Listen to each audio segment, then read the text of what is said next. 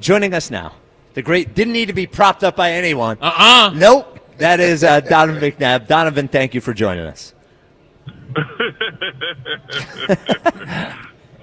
Hello, guys. How we doing? Hello, Donovan. Come on, Big Five. Let's go, man. Let's go. All right, Donovan. What the hell happened yesterday? Yeah, this has happened numerous times with the Eagles. Correct. We have it this year. Correct. We have a first half where we have 250 yards, and a second half where it's 3 and out, 3 and out, 3 and out. What the hell happened? Why?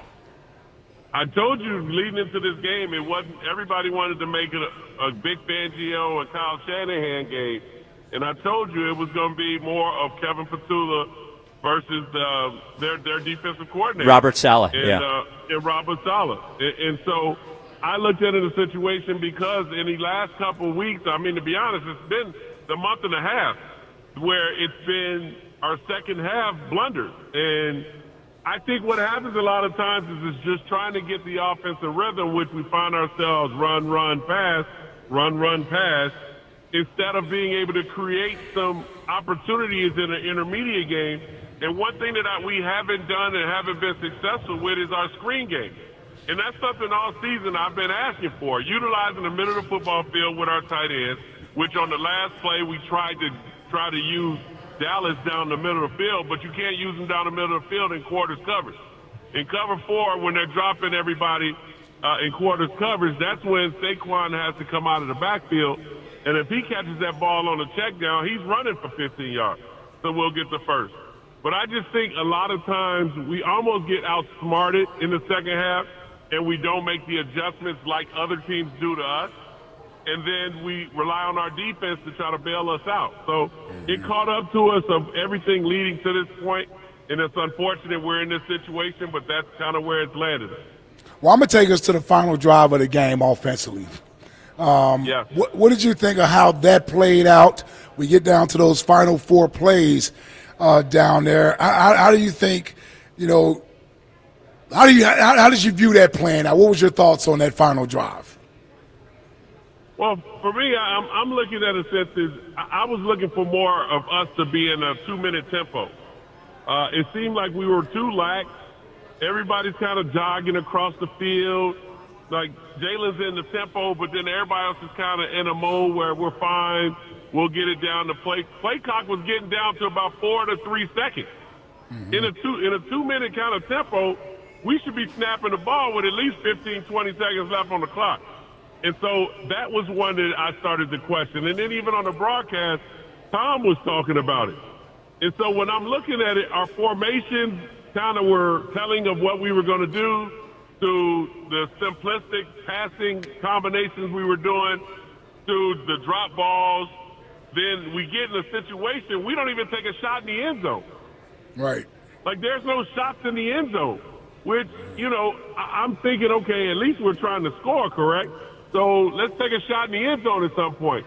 And then I think right before that timeout, and this is the telling tale, right before that timeout, Robert Saleh lined up in an all-out blitz defensive formation. We called a timeout, and I knew in my mind he wasn't running all-out blitz. He was going to drop 8 and rush 3. We called a timeout, come back. He lines back up in it, and I think we were looking as if they were going to line back up in that all-out blitz formation. They dropped out, and Jalen looked as if it was cover 2, trying to get it into the tight end when they went quarters with the Mike dropping and Kendrick. When, we really had no shot. It becomes almost a Hail Mary throw. Mm-hmm. So how do you think Jalen played yesterday? First half, I think he played great. He was efficient, moving the ball around. Obviously, we didn't create any explosive plays, but we can't really say that that's been our offense the whole season. In the second half, it seemed like nobody was open. He's looking, he's got time, and then he scrambles out to the right and throws the ball out of bounds. And we had a few drops. One ball that he tried to force into a window to AJ on the post.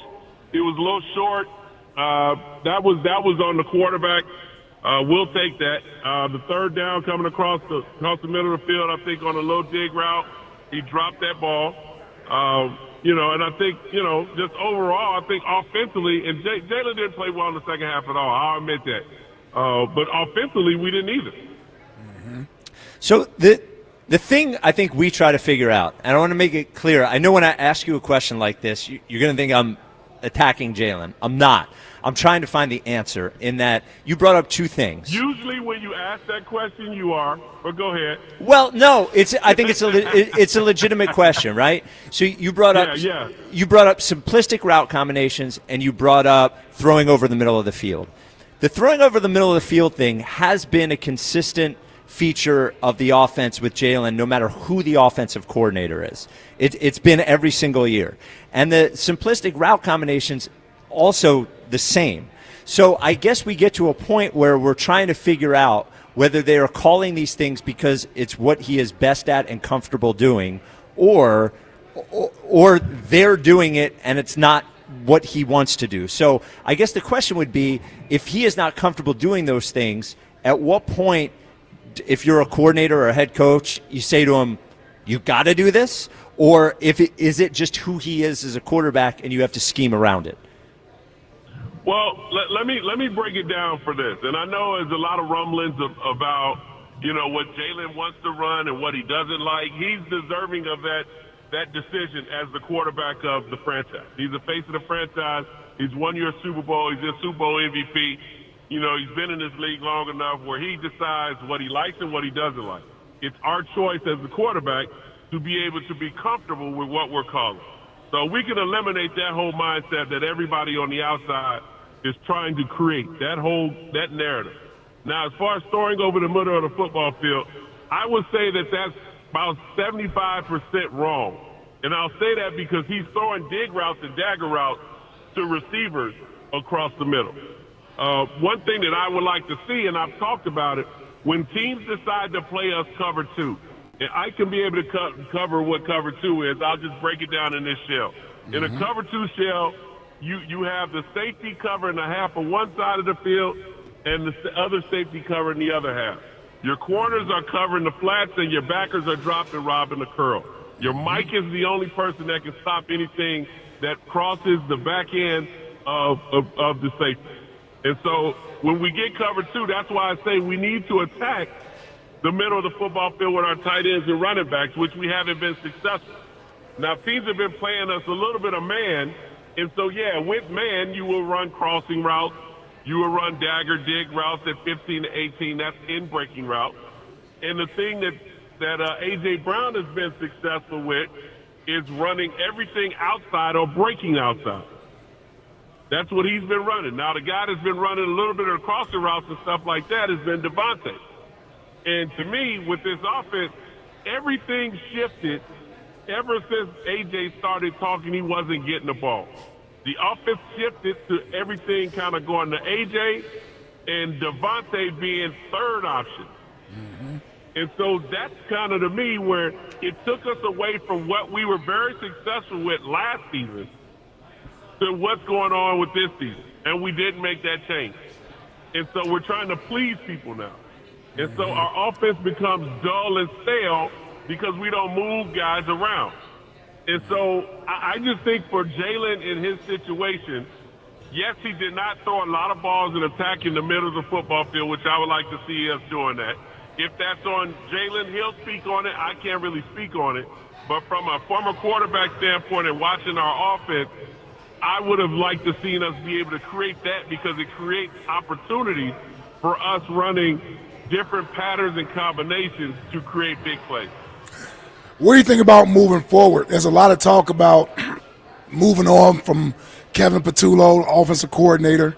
What do you think about moving forward and how it impacts Jalen at the quarterback position? You think he's better served, or the offense is better served by bringing in some different ideas, a different play caller, or would you like to see him stick with the same coordinator for a second year and have sort of that continuity? Like, how do you view that moving forward?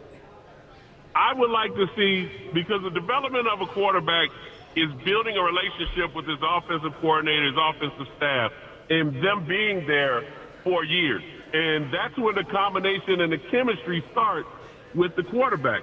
Now, Jalen has had, 4 to 5 offensive coordinators since he's been in the league. The man has had almost 8 or 9 offensive coordinators since he stepped foot on Alabama's campus. And so how do you develop as a quarterback when you're constantly learning a new offense and the footwork is a lot different of what you can and cannot do in an offense? So I would like to see Kevin Patullo be able to come back and then work together to be able to now create more opportunities for this offense to be able to be explosive. I would like to see that, but I know a lot of people are looking in a sense of they need to bring in McDaniels, they need to bring in Stefanski, whatever happens with LaFleur, if he doesn't take a head coaching job, maybe he comes in as an offensive coordinator for what he's been able to do with Jordan Love. I know that that's kind of an attraction for a lot of people. But I think, to be honest with you, with Kevin Patullo, if he's able to come back, this is something that they can get corrected together. And then they can continue to build off one another. I just don't think going after another offensive coordinator will be able to help in the development of any quarterback, not including Jalen, but just any quarterback in general, because there's no chemistry there. There's no flow. We were excited to have Kellen Moore and the things that he created because he changed up his mental philosophy, what he's used to. And that's him being able to pass the football first, be able to set up the screen game, and then run the football.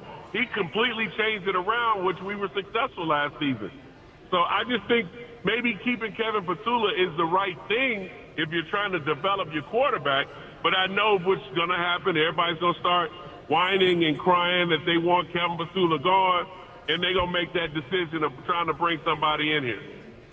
All right. Yep. When Jalen was asked about it today, he said it wasn't his decision. If you were in his shoes and your offensive coordinator was getting as much, genuine question, offensive coordinator is getting as much heat as Patullo is, and you were asked the day after, would you want Kevin Patullo to come back? Would you defer that question, or would you endorse him? Well, I mean, there's two ways of looking at it, but to be honest with you, I probably would have answered it the same way that Jalen did, because now it goes back to how much weight does he carry in the decision process.